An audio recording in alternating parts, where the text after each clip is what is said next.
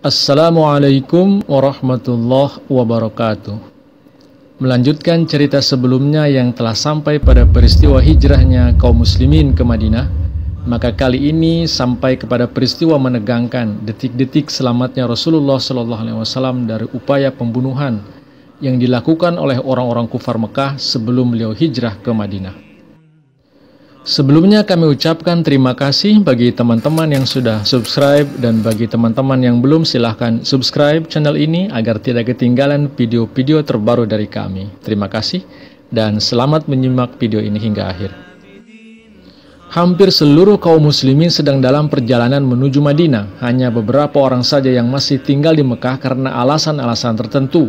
Di antaranya adalah Rasulullah SAW sendiri, Abu Bakar, Ali, dan anggota keluarga mereka masing-masing. Satu teladan yang luar biasa dari Rasulullah SAW sebagai seorang pemimpin, beliau lebih dulu menyelamatkan umatnya. Beliau tidak lebih dulu hijrah, akan tetapi beliau memerintahkan para pengikutnya untuk berangkat terlebih dahulu. Dan pada saat itu tidak ada yang tahu kapan Rasulullah SAW sendiri akan berangkat ke Madinah, atau bahkan apakah beliau memang akan berangkat atau tidak. Mengenai hal itu hanya Rasulullah SAW dan Allah Ta'ala sendiri yang tahu. Berbondong-bondongnya kaum muslimin pergi ke Madinah tidak ayal membuat orang-orang Mekah terkejut. Mereka terheran-heran kaum muslimin yang mereka sepelekan itu rela meninggalkan segalanya demi mempertahankan keimanan mereka. Bagi orang Mekah saat itu, jika bukan karena sesuatu yang sangat besar dan penting, mereka tidak akan meninggalkan kampung halaman mereka, bagaimanapun sulitnya hidup di Mekah. Orang-orang kufar Mekah tidak bisa membujuk atau mencegah kepergian orang-orang beriman itu, meskipun berbagai cara mereka lakukan. Kenyataan itu membuat suasana Mekah mencekam. Apa yang akan kaum kufar Mekah lakukan, utamanya terhadap Rasulullah SAW yang mereka anggap selama ini sebagai sumber kekacauan-kekacauan ini. Mereka menduga-duga pasti Rasulullah SAW juga tidak lama lagi akan meninggalkan Mekah. Oleh karena itu harus segera diambil tindakan. Untuk keperluan itu, para pemimpin kaum Mekah berkumpul di Darun Nadwah, tempat mereka biasa berkumpul dan bermusyawarah. Apa yang akan mereka lakukan utamanya terhadap Rasulullah SAW? Akhirnya mereka merencanakan sebuah makar terhadap beliau SAW. Mereka mengambil keputusan untuk menyergap dan melenyapkan Rasulullah SAW. Rencana makar itu telah mereka susun dengan matang. Sengaja mereka mengumpulkan dan memilih para pemuda dari berbagai kabilah Mekah agar semua kabilah mengambil peran dan tanggung jawab atas permufakatan jahat itu. Sekiranya Rasulullah terbunuh, maka mereka akan menghadapi Bani Abdul Manaf secara bersama-sama jika menuntut balas atas kematiannya. Rencana mereka akan mengepung dan menyergap Rasulullah di rumah beliau sendiri pada malam hari sesegera mungkin sebelum beliau meninggalkan Mekah. Di hari-hari yang mencekam itu, tibalah saatnya Rasulullah SAW diperintahkan oleh Allah Ta'ala untuk berangkat hijrah ke Madinah.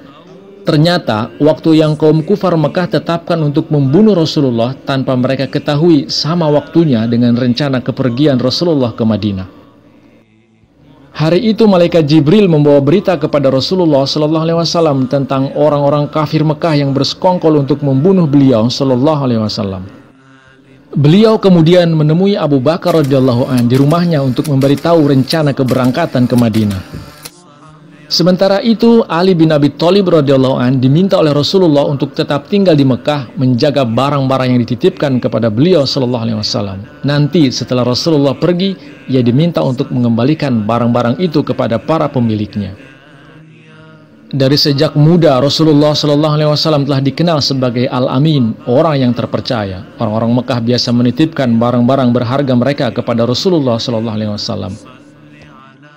Dalam keadaan genting dan berbahaya seperti itu pun, Rasulullah SAW tetap memperhatikan amanah-amanah yang diberikan kepada beliau SAW. Dari sejak sore hari, para pemimpin Mekah beserta para pemuda suruhan mereka sudah bersiap-siap mengepung rumah Rasulullah SAW. Tidak ada jalan bagi beliau untuk menyelamatkan diri. Jika beliau berani keluar, mereka akan segera menangkap dan membunuhnya. Malam itu Rasulullah SAW meminta Sayyidina Ali untuk tidur di tempat tidur beliau dan menutupi dirinya dengan selimut beliau. sehingga orang-orang Mekah meyakini Rasulullah sedang tidur di tempat tidurnya. Mereka tidak berani masuk ke dalam rumah karena ada kaum wanita, keluarga Rasulullah SAW. Mereka menunggu kalau Rasulullah menyelinap keluar. Dalam keadaan seperti itu, dengan penuh ketawakalan dan keyakinan penuh kepada janji-janji Allah Ta'ala, Rasulullah keluar dari kepungan musuh di hadapan mereka sendiri. Orang-orang kafir Mekah yang mengepung rumah Rasulullah SAW tidak menduga sedikit pun bahwa beliau akan seberani dan setenang itu keluar dari rumah. Mereka tidak menyangka bahwa Rasulullah SAW akan seberani itu berlalu di hadapan mereka yang telah siap untuk membunuhnya. Allah Ta'ala membuat mereka menjadi ragu dan lengah. Mereka maju dengan sangat hati-hati, dan ketika Rasulullah lewat di hadapan mereka, mereka menyangka beliau orang lain. Akhirnya, ketika orang-orang kafir itu menerobos masuk ke dalam rumah untuk membunuh beliau, kemudian mereka menjibakkan selimut dan mengetahui kenyataan bahwa bukan Rasulullah melainkan Ali yang ada di baliknya.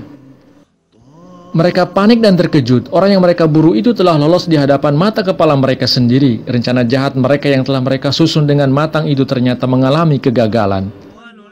Diperkirakan hari itu adalah hari Kamis, tanggal 26 Safar, tahun pertama sebelum hijrah, atau 17 Juni 622 Masehi.